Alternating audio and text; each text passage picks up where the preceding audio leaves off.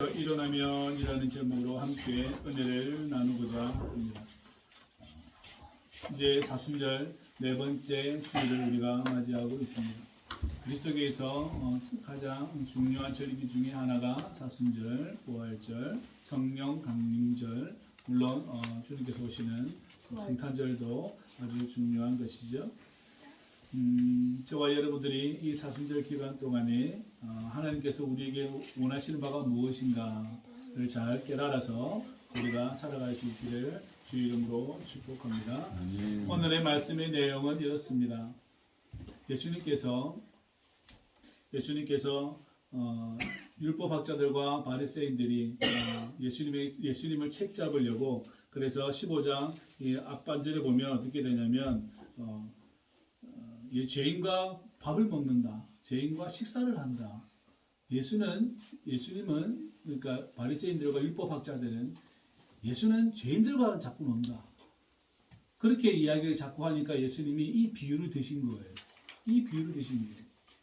그들을 깨우치기 위해서, 물론 따라오는 많은 제자들과 또한 많은 무리들 향해서 주님은 가르쳐주기 위해서 다시 이 비유를 꺼내듭니다. 두 아들이 있었다. 근데 작은 아들이 아버지에게 재산을 달라 그러는 거지. 나에게 상속 재산을 달라.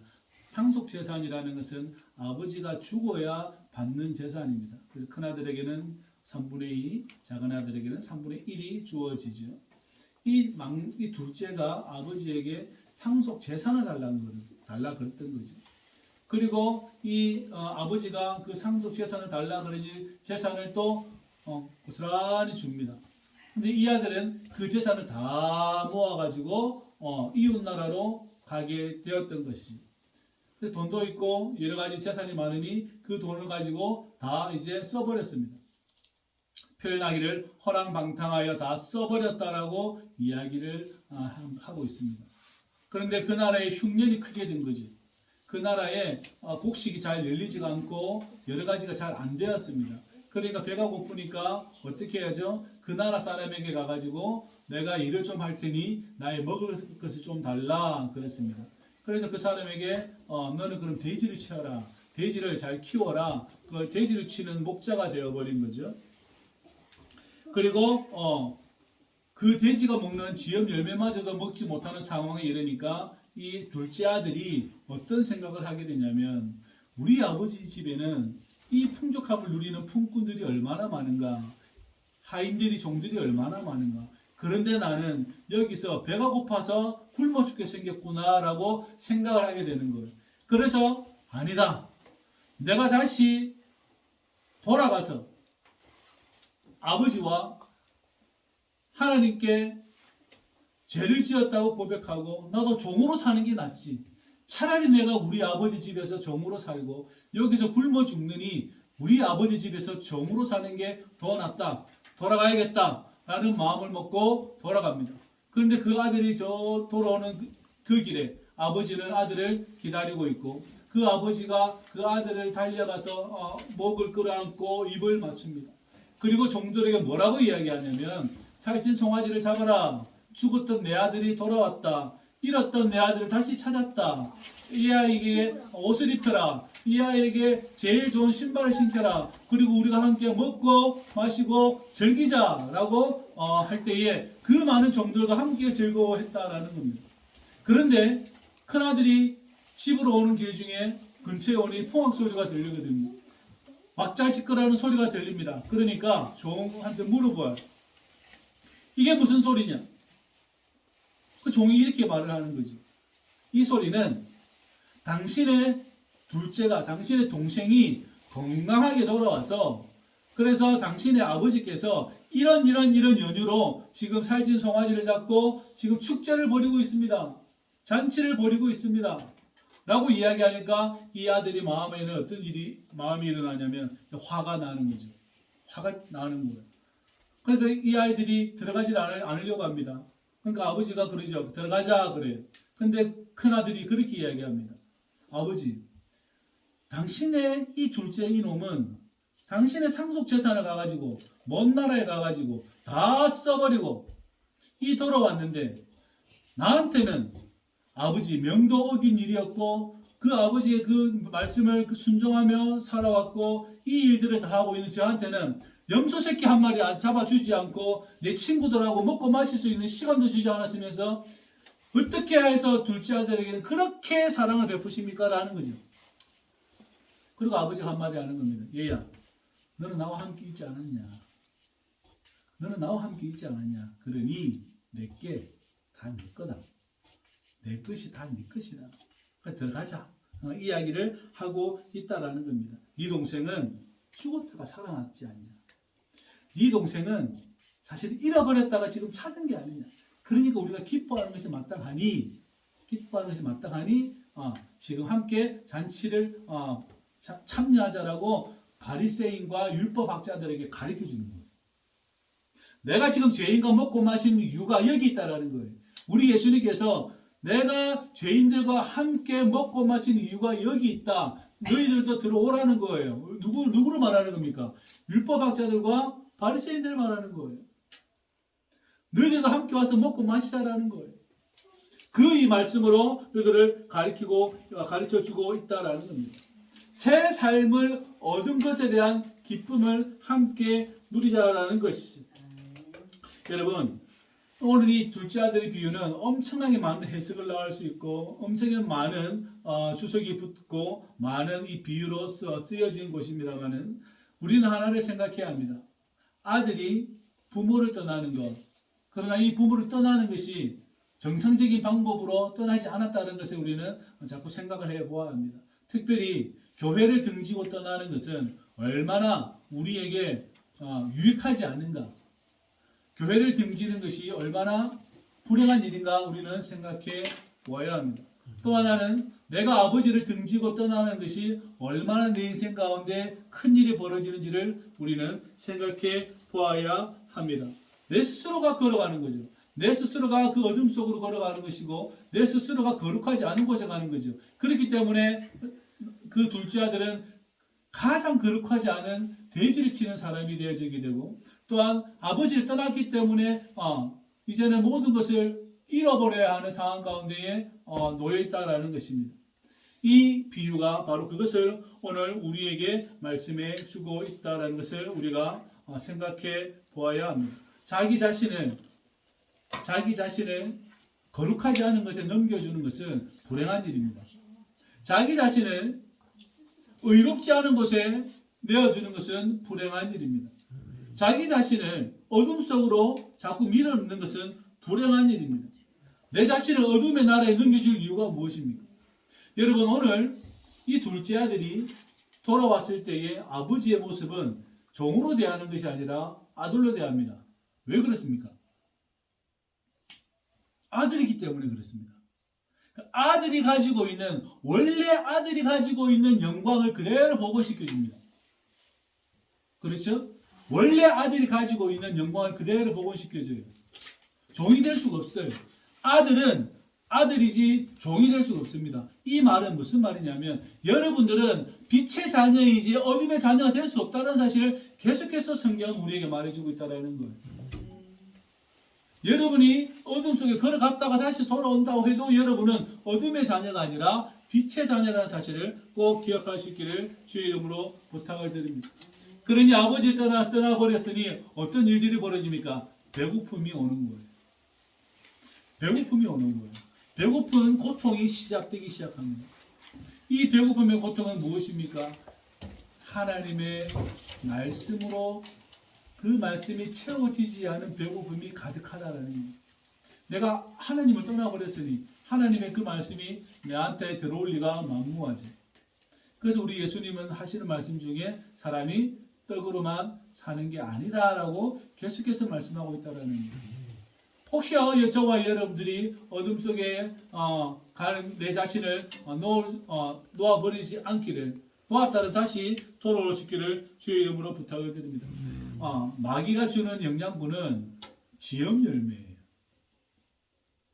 마귀가 주는 건 그 정도예요. 우리 하나님 주시는 말씀은 우리를 엄청나게 당신의 생명을 우리에게 주시는데 마귀가 주는 것은 돼지가 먹는 지엽 열매라고 성경은 말하고 있다라는 겁니다. 그래서 하나님을 아는 지식의 이 지식이 얼마나 중요한지, 이것이 얼마나 우리를 살게 하고 우리를 살찌우게 하는지를 우리는 잘 기억해야 합니다. 이 말씀이 저와 여러분들을 살리게 하는 근원이라는 것을 꼭 기억할 수 있기를 주의 이름으로 부탁을 드립니다. 그러니 아들의 권위를 가지고 아들의 권리를 가지고 살아가지 않고 아들의 권리를 무슨 권리로 바꿨어요? 아버지 집에서 잠을 자는 것이 아니라 아버지 집에서 먹고 마시는 것이 아니라 어디에서요? 이웃나라 가가지고 그것을 바꿔버렸다라는 겁니다. 그래서 로마서는 뭐라고 이야기하죠? 사람들이 자신의 욕망을, 자신의 영광을 바꿔버렸다. 우상과 대체시켜버렸다라고 이야기합니다. 바꿔버렸다라는 거예요. 그럴 만한 가치가 있습니까? 아닙니다. 그럴 만한 가치가 없다는 사실을 우리가 깨달을 수 있기를 주의 이름으로 부탁을 드립니다. 바꿀 수 없죠. 왜 나의 잠자리를 그 어둠 속의 잠자리와 바꾼다는 이야기입니다. 왜 나의 먹거리를 거기 있는 먹거리와 바꾸려고 한단 말입니까? 저와 여러분들이 그렇지 않기를 주의 이름으로 부탁을 드립니다. 그 배고픔과 그 궁핍함에 있을 때에 이 아들이 생각합니다. 어떻게 생각합니까? 우리 아버지 집에는 양식이 풍족한 품꾼이 얼마나 많은가. 내가 다시 돌아가야겠다라는 그때의 그 전환점이 생기기 시작합니다. 우리 아버지 집에는 얼마나 좋은 것이 많은가라는 그 질문 하나에 이 아들은 다시 아들의 지위를 회복하게 되는 거죠. 그래서 주기도문에서는 하늘에 계신 우리 아버지여라고 부르게 수밖에 없는 상황이 벌어지게 된다라는 것입니다. 부르는 거예요. 다시 부르는 거예요. 우리 아버지 집이라는 거예요. 우리 아버지 집에는 이것이 많다는 사실을 알고 있습니다.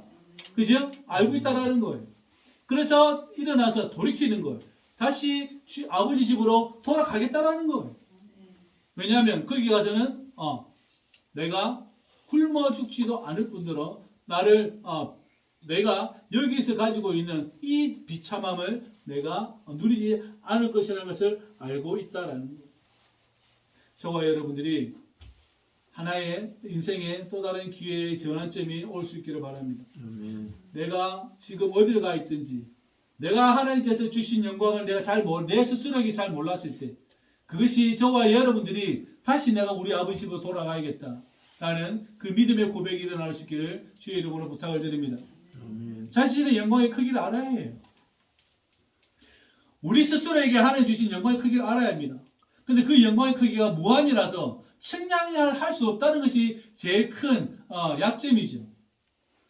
제일 큰 약점은 거기에 있습니다. 내가 그 영광을 측량할 수 없다는 겁니다. 왜냐하면 하나님이 주시는 것이기 때문에 내가 측량을 할 수가 없습니다. 그러나 그것이 나에게 주신 하나님의 영광의 크기가 얼마나 큰지를 우리가 깨달아야 한다라는 것이지. 그래야 돌이킬 수 있는 거죠. 여기에서 만족하지 않고 이 생의 삶을 이 시점에서의 삶이 만족되어지지 않고 더 하나님 앞으로 나아갈 수 있는 기회를 얻고자 함에 우리가 돌이키는 거죠. 내가 하나님께 더 나아가서 우리 아버지 집은 품꾼이 얼마나 많은가라는 이 생각을 함으로써 내가 더 나은 삶을, 영원한 삶을 더 영광스럽게 누릴 수 있도록 돌아가야겠구나라는 생각을 해야 된다는 거예요. 여러분이 죄를 지었다는 뜻이 아닙니다. 여러분이 상속재산을 빼앗아 갔다는 뜻도 아닙니다. 그러나 우리는 이 시점에서 이 생각을 해야 합니다. 내가 지금 누리고 있는 이 영광보다 우리 아버지가 주시는 이 영광이 얼마나 큰가 다시 한 번 더 생각해서 돌이키자는 거예요. 저와 여러분들이 그 은혜 안에서 그 돌이킴 있기를 주의 이름으로 부탁을 드립니다. 돌아옵니다. 아버지가 여전히 기다리고 있습니다. 눈물 나는 이야기죠, 그죠? 아버지가 나를 기다리고 있으니, 죄인이 저를 기다리고 있으니 눈물 나는 이야기입니다, 사실은. 근데 그 아버지가 다 벗고 막 뛰어옵니다. 그리고 아버지가 아들을 안고 이 목을 안고 입을 맞춥니다.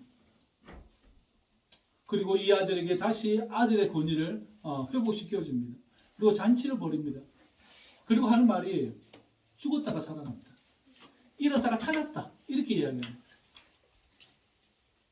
그것이 하나님께서 우리에게 지금 보여주시는 장면이 내가 하나님의 영광을 더 알고 싶어서 더 하나님을 간절히 구했더니 하나님께서 나에게 달려와서 안으시고 목을 입을 맞추시고 또 나에게 그 아들의 권위가 무엇인지에 대해서 다시 한 번 더 보고시켜주는 장면을 우리가 보게 되어지는 것이지. 저와 여러분들이 그 하나님께 돌이킬 수 있는 저와 여러분 되기를 주의 이름으로 부탁을 드립니다. 이제 잔치가 벌어졌습니다. 큰아들이 왔습니다. 이제 큰아들이 보기에는 가관입니다. 왜 가관입니까? 이 아이가 어디 가가지고 금이 환영한 게 아니에요. 금 옷을 입고 장원 급전해서 돌아오면 잔치 벌이면 정상적인 관계죠. 그죠? 그렇잖아요. 장원 급제를 하거나 서울대학을 들어갔거나 국회의원이 됐거나 그리고 대통령이 되었거나 아니면 뭐 하다못해 공무원 9급이라도 합격을 하고 돌아오면 잔치를 벌이죠. 플래카드 하나 걸고. 근데 이 아들 어떤 아들입니까? 내 재산의 3분의 1을 가져와가지고 다 탕진하고 돌아온 아들입니다. 그런데 아버지가 그 아들을 품고 지금 어떻게 하죠? 난리가 난 겁니다. 그러니까 큰 아들이 보기에는 가관 중에 가관인 거죠. 난리가 난 거예요. 말도 안 되는 상황이 벌어지기 시작한 겁니다. 근데 아비는 아들을 또 설득합니다. 내 것이다, 내 것이다. 내 것이다, 내 것이다라는 놀라운 말을 합니다. 네가 아버지 집이 내 집에 있었기 때문에 이 모든 게 다 내 것이다. 그런데 네 아들은, 네 동생은 죽었다가 살아났기 때문에 이 이야기를 세월호 부모님들한테 하면 이 말이 정말 와닿을 겁니다. 왜 그렇습니까? 사람만 돌아오면 집이라도 팔아서 살아 돌아오게 할 겁니다. 내 집을 다 팔아서라도 내 생명을 주어서라도 내 아이가 그 현장에서 돌아오기를 바라는 게 세월호 그 부모님 될 것입니다. 맞습니까? 아버지 심정이 그 심정이라는 거예요. 이게 이해가 되어야 저와 여러분들이 내가 돌아가야겠구나. 내가 아버지 집으로 돌아가야겠구나. 내가 부활로서 하늘의 거룩한 몸을 나에게 허락하시는 이 하나님 그 은혜 안으로 돌아가야겠구나라는 이 심정이 생길 수 있는 근거는 거기 있습니다. 하나님은 내 자식을 죽여서라도 제가 돌아왔으면 좋겠다라는 심정입니다. 그죠? 그래서 누구를 죽이셔요? 자기의 독생자를 죽이는 거예요.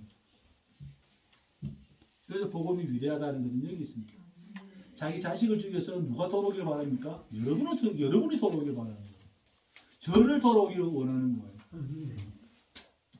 그 사랑이 여러분에게 여러분을 흔들어야 합니다. 그래야 돌아가야겠구나. 이 심정이 생겨요.